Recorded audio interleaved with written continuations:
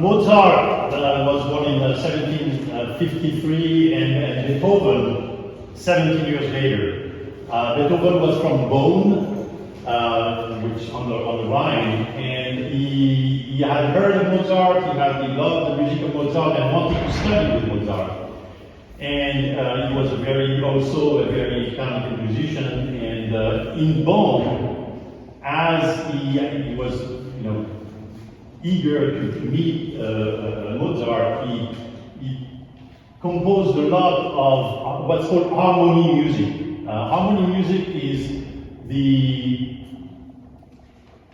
transcription of operas and the popular hits of the day into outdoors instruments, into music for outdoors instruments, like the bassoon, the oboe, LUDWIGs, because that is the way that music was taken to the people.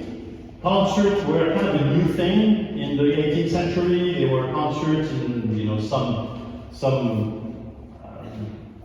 rich homes, but really they became more a way of transmitting music in the 19th century. And so the way music was transmitted then was with transcription from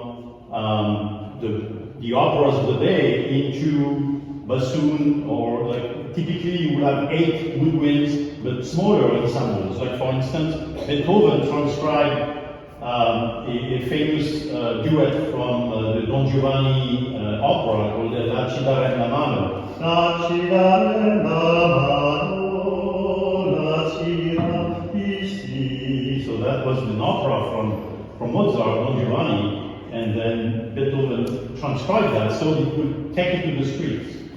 Beethoven also experimented with colors between the different tones of and texture. I was talking about texture earlier, where it's very limited when you have only 2 instruments, but by writing a lot for different kind of woodwinds, Beethoven will experiment for different texture for the symphonies he will write later. We have to remember that for 40,000 years, music was transmitted by musicians. And when I say that, it's like, because actually for the past 100 years, we live in a very different period where we hear music first through recordings.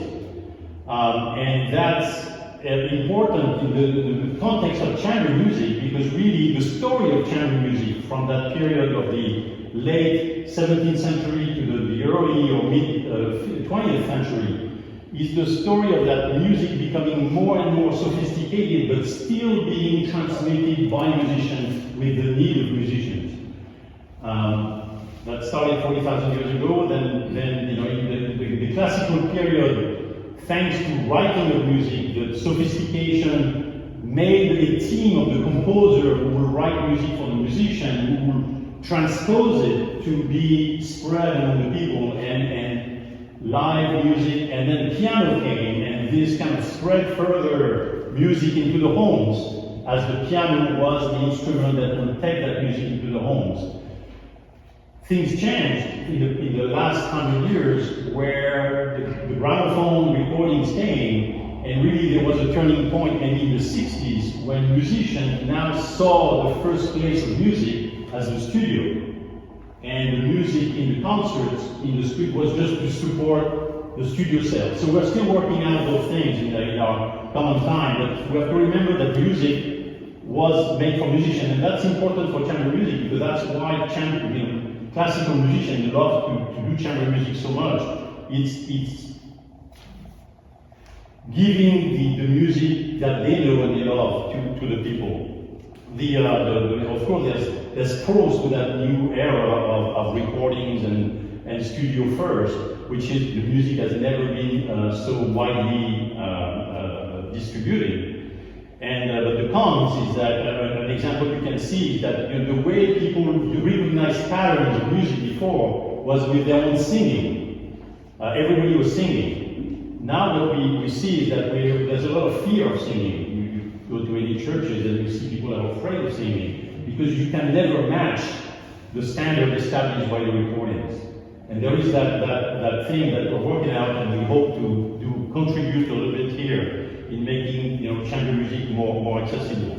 The piece we're going to hear, so it's composed by Beethoven about just 10 years after the one you just heard. So there is same 3 movements. The 3 movements constitute one piece. And you have like a quick movement, a slow movement, another quick movement.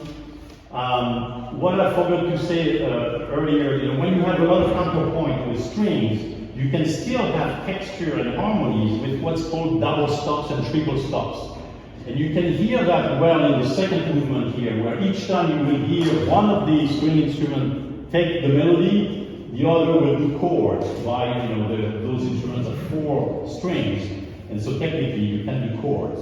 And that's called double stop, triple stop. Obviously, it's a technical difficulty added for the musician to play with two voices in the duet. So now let's hear Beethoven's duet in C major.